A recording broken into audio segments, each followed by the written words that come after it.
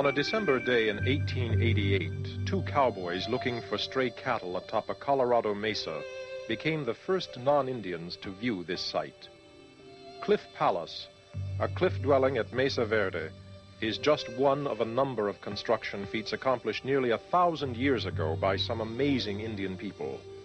Their impact on the architecture and urban development of the Southwest is immeasurable.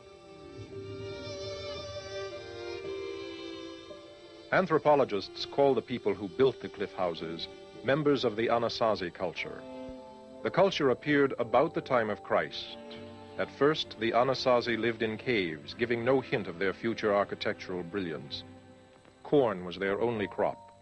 By 450 A.D., the Anasazi began creating permanent housing. The pit house featured the first crude basements in the United States. 4 corner posts provided support for the walls and roof, which were lacings of sticks and brush covered with thick adobe mud. In addition to developing permanent houses, the people learned to make pottery. The turkey was domesticated and beans were added to their corn crops. The Anasazi Pueblo period began developing about 750 A.D. Arts and crafts flourished. Trade began. Cotton was introduced, and the bow and arrow became a hunting tool and a weapon. Early in the developmental Pueblo period, the Anasazi began experimenting with stone masonry. This led to the classic Pueblo era, during which these construction geniuses built huge apartment complexes and cliff dwellings that served as early cities.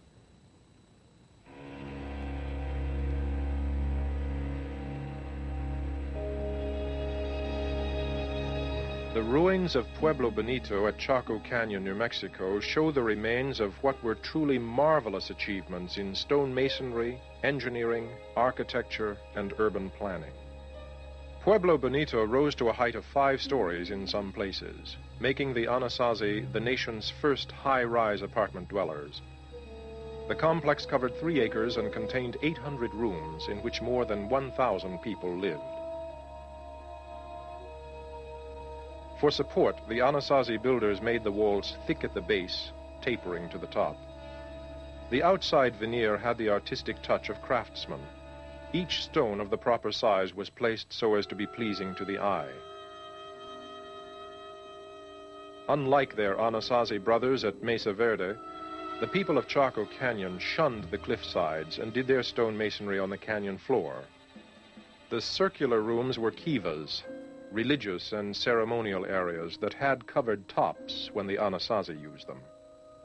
Today, it's difficult to comprehend the skill of those Chacoans who worked with only the most primitive tools. Sandstone was readily available, but ponderosa pine, which they chose for ceiling and floor beams, had to be carried 17 miles from the closest forest. Even more striking is the fact that Pueblo Bonito was a planned community from its beginning.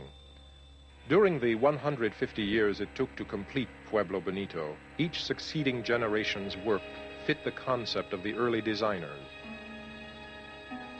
Of all the pioneer apartment complexes in the Southwest, Pueblo Bonito is the most significant.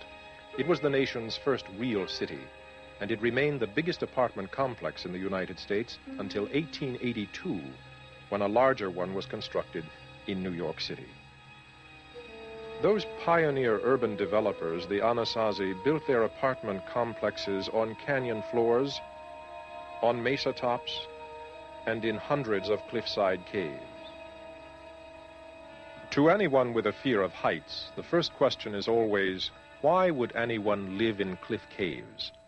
They had to climb to the mesa tops to tend their crops and obtain water, so why live in the cliffs? The most logical answer appears to be for protection against marauding enemies. But why did these people abandon their great apartment cities all across the Southwest shortly before the year 1300?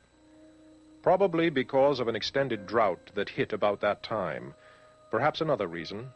No one really knows.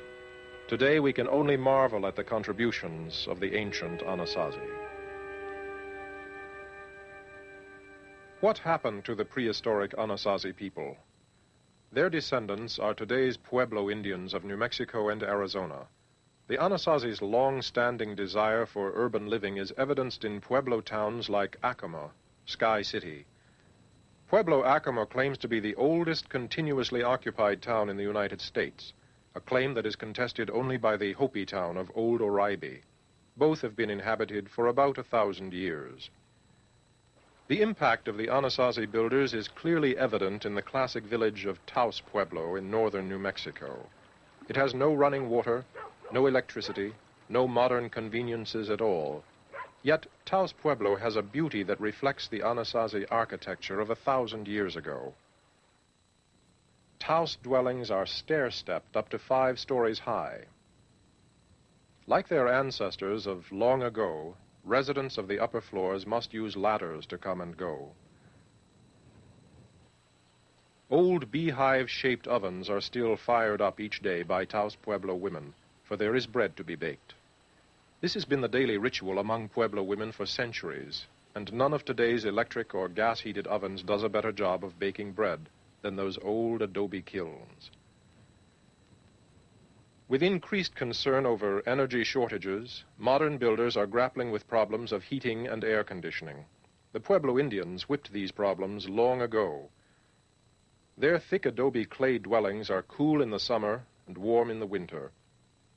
Today's engineers call it utilizing mass to achieve better insulation. In case you have any doubt about the architectural contributions of the ancient Anasazi and their Pueblo descendants, just look around the Southwest. Pueblo influence is seen nearly everywhere.